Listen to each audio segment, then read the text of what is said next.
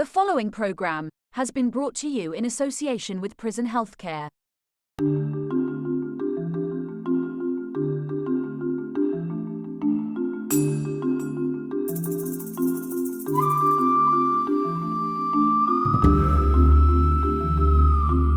Hello and welcome to this very special programme on Way Out TV about neurodiversity in prisons.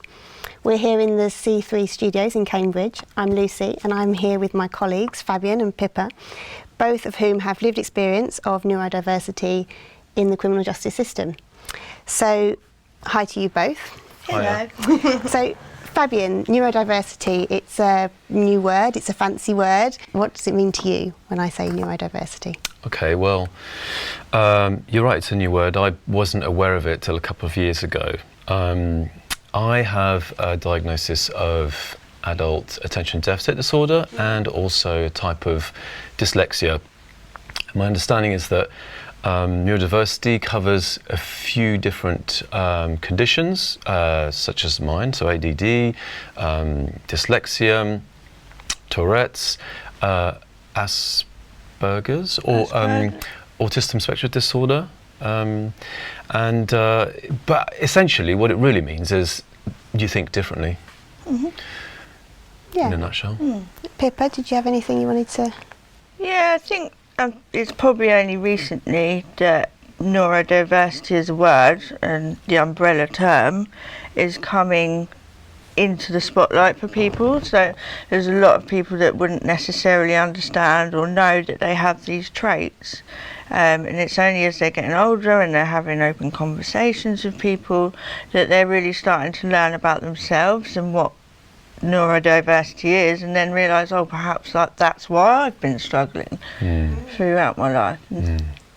Definitely, and when we think about, I mean, this conversation is specifically around prisons. So why do you think it matters so much to talk about neurodiversity in prisons? Well, quite a lot of the prison population, those who are struggling with perhaps their mental health or their well-being or even any sort of changes within the prison, they might not necessarily be aware that they have neurodiversity, or know what it is, or know who to go to, or how to get help if they are experiencing difficulties. So it can be things from when you are on the landings or in your cell and you can hear the keys along the landings and the noise is overwhelming you and you feel like you just can't cope in certain situations, and things like that. So I think one of the important points to consider is that neurodiversity might be one of the reasons a person ends up in prison in the first place. Yeah. Now, as a kid, I was hyper. Unfortunately, I had a parent that thought that the answer to that was to hit me, to make me stop running around and shooting my mouth off, as I was told. So I grew up with quite a bit of trauma in my home, but I grew up with a sense of feeling different, and that's not the greatest feeling to have when you're trying to fit in at school. I was very impulsive. I tended to just speak my mind, without any kind of restraint. It got me. How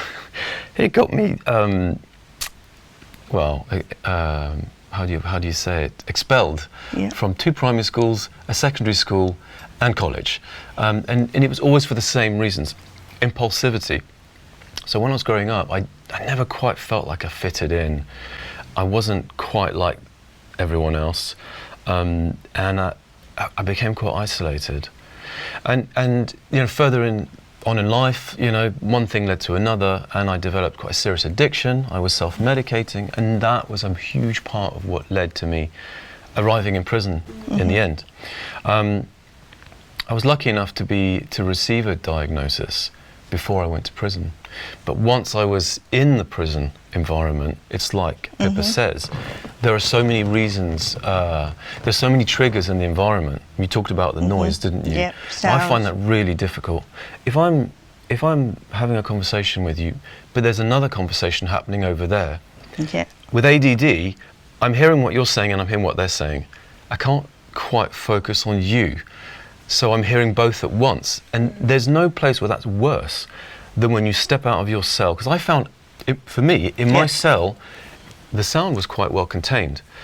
But as soon as I walked through that door onto the landing, there were just sounds everywhere. Doors slamming, people shouting, conversations, the sounds bouncing off the walls. It's like being in a cavern. And that can be really overwhelming. It's quite stressful. Okay, so that relates to the wings, the landings, that sense of everything feels too overwhelming. What else can be difficult, do you think, for people in prison? People who are watching this might be thinking, you know what, that's something I've experienced, or I can relate to that. Is there anything else that you think that, you know, education or work or, you know, relationships? If someone's obviously got neurodiversity, it comes under learning disability, but it's actually a learning difficulty.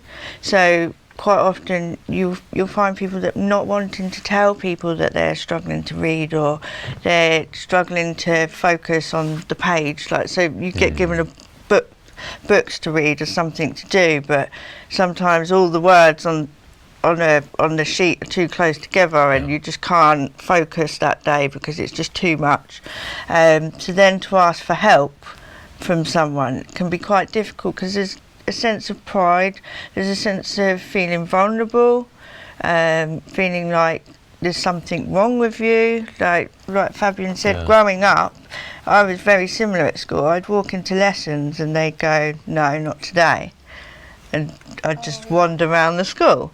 Or I think a few teachers used to put me in a cupboard, like lock me in a cupboard. Like I got locked in cupboards. Yeah. Or what was that put about? under the teacher's desk.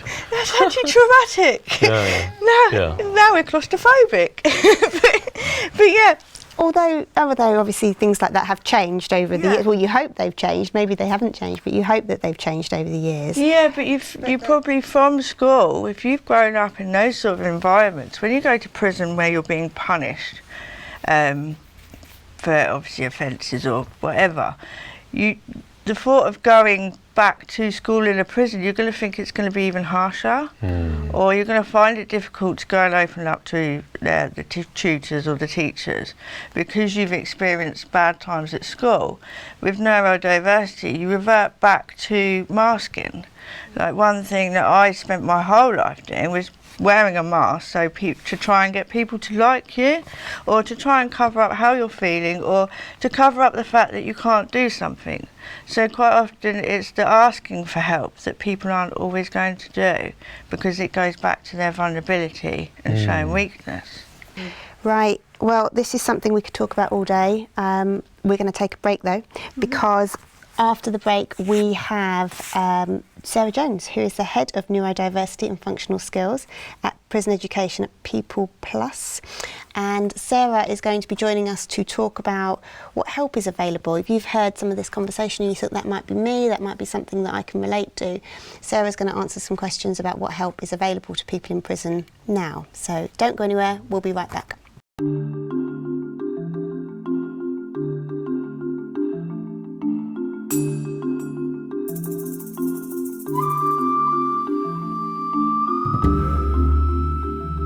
Neurodiversity refers to the different ways a person's brain processes information. Neurodiverse is about thinking and communicating differently. Many neurodivergent people are highly intelligent and simply see the world in a unique way, making them a huge asset to any team that wants to improve how they do things. But some people may feel the need to seek help with their particular neurodiverse needs. It's so important to get the right support for your neurodiversity needs whilst in prison. And this is where your local prison healthcare team can really help. The noisy and busy environment which might produce triggers could mean you aren't keen to access healthcare.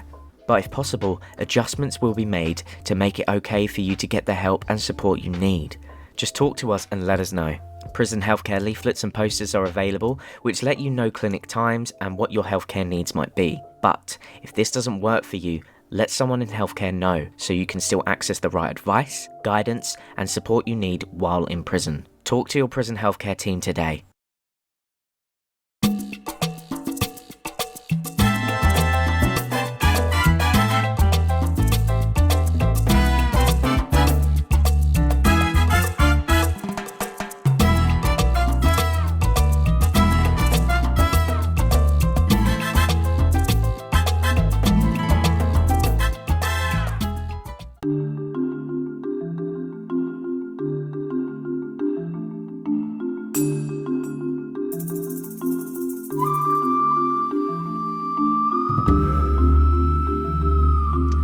welcome back to this very special programme on neurodiversity and prisons. We're back. I'm Lucy and I'm joined by my colleagues Fabian and Pippa, who bring lived experience of neurodiversity in the prison system to this conversation. We're also joined in the second part by Sarah Jones, who is the Head of Neurodiversity and Functional Skills in Prison Education for People Plus. So welcome Sarah, thank you for being here with us today. Hi. So what does the term neurodiversity actually mean? So the term neurodiversity is a relatively new term that we use and discuss in relation to individuals with needs. In its basic form, neurodiversity refers to the way our brains can process and interpret information just a little bit differently. We also often hear the term neurotypical. So neurotypical refers to individuals whose brain processes and interprets information in the way that society expects. So neurodiverse individuals process that information and interpret that information slightly differently. Now, you may often hear particular conditions mentioned within the neurodiversity umbrella, so things like autism, dyslexia, dyscalculia, dyspraxia, and a vast array of other conditions that kind of come under the umbrella term of neurodiversity. So if you think that you need some help with the neurodiverse condition, what assistance and support is available in prison? So this is a question I'm often asked when I'm in prison establishments, and it's a little bit more tricky sometimes to be able to identify who those particular individuals are. So I'm going to talk through just a couple of kind of touch base points that you can access within the prison establishment where you are currently at. So first and foremost, you will have a key worker on the wing that is your designated key worker. It's really, really important in the first instance to be able to talk to that individual and they can kind of take that initial query. They may advise you to do one of two things. First of all, they may advise you to put in an app to the healthcare team within the particular prison establishment. Each of those prison establishments will have a neurodiverse or disability specialist within their team that you will be able to access and see at some point. So it's really key to put that app into healthcare and they will be able to signpost you to the correct location. But that's not all. Certainly recently, over the past year, there has been a lot of kind of recruitment activity for a new position within the establishment. So we have a new position in quite a few of the establishments already, and there is a national rollout. So a neurodiversity support manager is being employed by most prisons across the country. They have a role to be able to support individuals within the wider prison. So outside of that education, outside of healthcare, but in the wider prison. So wings, industry spaces, to be able to help and support you if you have a neurodiverse need. So for viewers who are watching this today, can you tell us why it's important for them to reach out, access help and support? What I would absolutely say is don't suffer in silence. For me, it's absolutely key to see it difference, not deficit. It's almost like a bit of a cheesy tagline, but for me, it's realising that it isn't a significant barrier. Far too often when we discuss about neurodiversity, so many people focus in on the negative, what you can't do, the barriers that present. However, it is absolutely key to start to identify some of the strengths that may exist within that neurodiverse profile. Sarah, thank you so much. That's been so helpful to the people watching. So just to wrap up really then, I'm going to turn back to you, Fabian and Pippa, to ask what would you like to say to people who are watching this? It might have struck a chord with them. They might be sitting there thinking, this relates to me, I really feel this. What would you like to say to them about accessing support and help in the prison system? Okay, well, first things first, I would say there's nothing wrong with you. It's okay to be different. And back when I was in an open prison, I spoke to a nurse who helped me and who had a good understanding of it. So I would say go to a healthcare professional and then find out who the lead is in that prison and just keep asking. And if the people you are reaching out to don't know, you go to the next person and the next person. You just don't give up. Thank you, Fabian. I think that's a really important point, isn't it, about the growing awareness that there is. Somebody might not know, but there will be somebody who does. So that's a really important point. Thank you. And Pippa, the final word comes to you. Yeah, I completely agree with what Fabian said. I think it's also important that people talk to each other.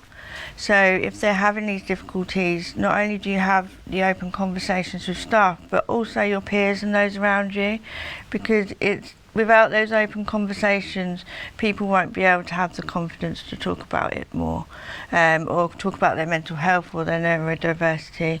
And that's the most important thing you could probably get out of it, is speaking to those with lived experience, so you have that understanding as well. Thank you. Brilliant advice, and from both of you. So thank you both so much for taking part in the programme today.